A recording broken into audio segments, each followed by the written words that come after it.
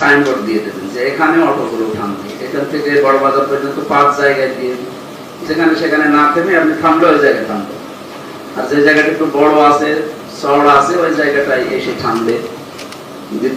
এটা একটু নোট নিলে এইগুলো কাজটা করা লাগবে। দ্বিতীয় নম্বরে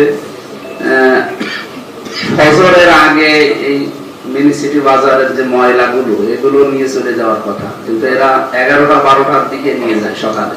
ওই যে ময়লা পানিটা পড়ে, এরা 2-3 ঘন্টা এনে স্রোতটা একেবারে মানে দুর্গন্ধ ছড়ায়।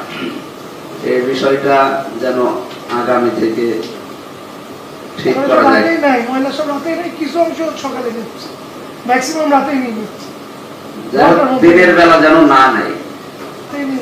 আমার ঘোরাফেরা রাত্রে তো, দিনের বেলায় কয়েকবার এসে আমি এইগুলো দেখলাম, এই দুইটা জিনিস যেন অন্তত সলভ হয়। এরপরে দেখছি তারপরে সবার প্রতি এটা অন্তত উদ্যোগ আমি খালি ঢাকাতে থাকার কারণে পারি নাই, আজকে থেকেই নেওয়া লাগবে।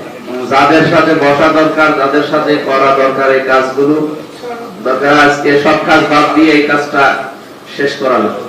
তাছাড়া ক্ষতি হয়ে যাচ্ছে, আমার নিজেরও ক্ষতি হচ্ছে।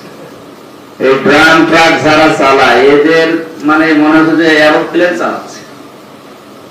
এই কাজটা বন্ধ করা বা এই বালি উনি যে উদ্যোগ দিয়েছে, মানে এই সংক্রান্ত যারা আছে তাদেরকে দরকার বসা, যারা এর সাথে জড়িত আছে এই বিষয়টা আজকে সলভ করা লাগবে। আমি কিছু বিষয় ত্রিপল দিয়ে দরকার হয় কিছু পাথর দিয়ে দিই, যদি না ওই যে উড়ে যায় পানি যেন বাইরে না